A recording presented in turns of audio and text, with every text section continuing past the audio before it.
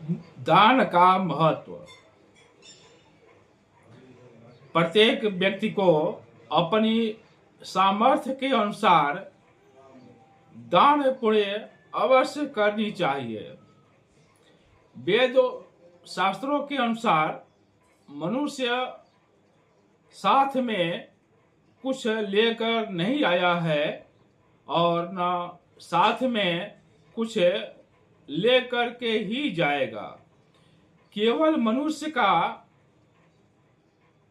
कर्म, धर्म, दान पुण्य ही साथ में जाएगा। यानी प्रत्येक मनुष्य को दान पुण्य अवश्य करनी चाहिए, क्योंकि कोई भी मनुष्य जब जन्म लिया तो साथ में कुछ लेकर नहीं आया और न कुछ लेकर के ही जाएगा। केवल मनुष्य के जो अच्छे कर्म हैं, दान पुण्य है और अच्छे कर्म ही साथ जाएगा। मनुष्य अनेकों प्रकार से धन दौलत कमाता है, चाहे वह कर्म अच्छा हो या बुरा हो। परिश्रम करके मनुष्य धन को कमाता है और धन कमाने के लिए जी जान से वह परिश्रम करता है और मरते वक्त यह सब छोड़ करके मनुष्य चला जाता है। लेकिन केवल धर्म, कर्म और दान पुण्य ही मनुष्य के साथ जाता है। अच्छे कर्म ही मनुष्य के साथ जाता है। नमस्कार, आप सभी का हार्दिक स्वागत है। आप देख रहे हैं हस्त रेखा और भाग दर्पण। मैं जयप्रकाश शर्मा आप सभी का अभिनंदन करता हूं। आज के इस वीडियो में दान के महत्व के बारे में कुछ समझने का प्रयास करते हैं। प्राचीन समय में राजा महाराजा भी दान किया करते थे। यानी उस समय भी राजा महाराजा भी दान किया करते थे। बहुत से प्रतापी राजा दानी हुए हैं। दानवीर कर्ण, राजा बलि, अनेकों वस्तुएं जिनको हम दान देते हैं। यानी राजा महाराजा वो भी दान देते थे। सोने चांदी के सिक्के, हीरे जवाहरात वो दान देते थे। तो जो भी वस्तुएं हम दान देते हैं उनका सीधा संबंध ग्रहों से होता है। दान देने से वह ग्रह यदि खराब प्रभाव देते हैं तो दान के प्रभाव से दान देने के बाद उस ग्रह का, उस संबंधित ग्रह का जब दान देते हैं तो वह ग्रह अच्छा प्रभाव देना शुरू करते हैं। यानी जब आप दान देते हैं तो ग्रह अपने बुरे प्रभाव को छोड़ करके अच्छा प्रभाव देना शुरू कर देते हैं। परिश्रम से कमाया हुआ धन ही दान देना चाहिए।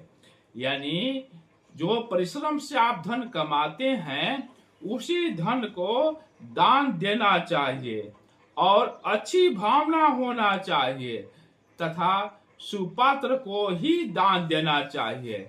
अच्छे पात्र को, अच्छे कर्म करने वाले को, गरीब को दान देना चाहिए।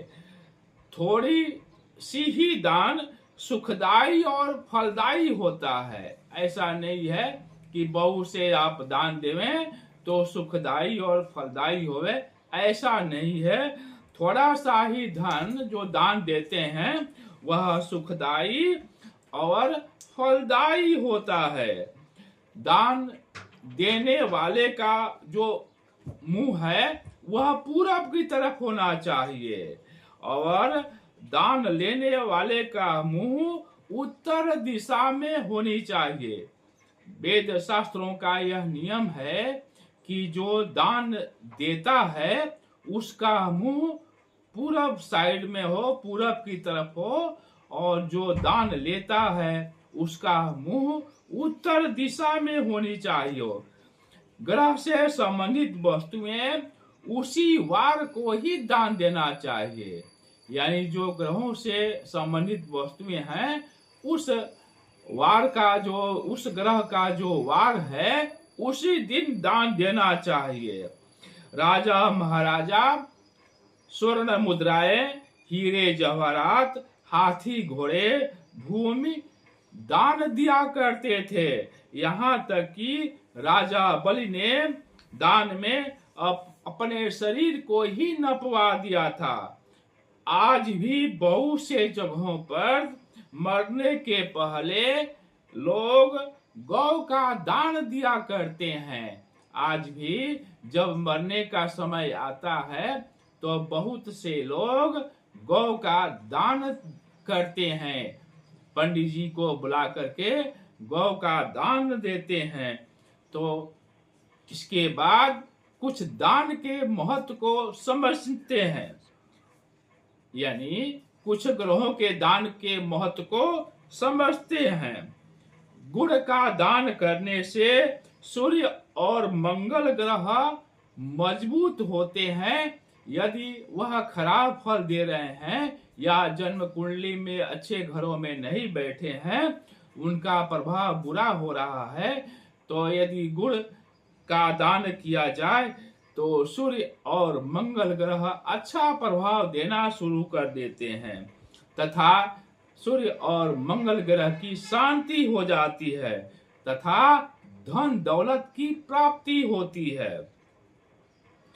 तिल का दान देने से शनि और राहु ग्रह की शांति होती है। यदि शनि और राहु ग्रह खराब फल दे रहे हों तो तिल का दान दिया जाए तो राहु और शनि ग्रह की शांति होती है तथा पुत्र की प्राप्ति होती है।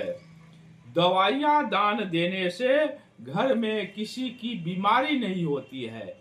यानी यदि किसी को दवाई की जरूरत है, किसी रोगी को दवाई की जरूरत है, और यदि आप दवाइयां दान करते हैं तो घर में बीमारी नहीं होती है तथा सुख की वृद्धि होती है। दीप दान करने से घर में धन दौलत बढ़ता है। यानी आप दीप दान करते हैं, दीपक जलाते हैं, प्रज्वलित करते हैं तो धन दौलत बढ़ती है। गेहूं का दान करने से सूर्य ग्रह मजबूत होता है। और भी बहुत से प्रकार के दान हैं जिसको सुपात्र को ही दिया जाना चाहिए। हमारी पूरी टीम की तरफ से होली की शुभकामनाएं। आप सभी को बहुत बहुत धन्यवाद। यह देखने को मिलता है कि वीडियो तो किसी का भी वीडियो है देख लेते हैं, लेकिन आप लोग सब्सक्राइब करना भूल जाते हैं। तो कृपया सब्सक्राइब अवश्य करें, लाइक करें और शेयर करें, जिससे यह ज्ञान सभी को प्राप्त हो सके। आप सभी को बहुत बहुत धन्यवाद।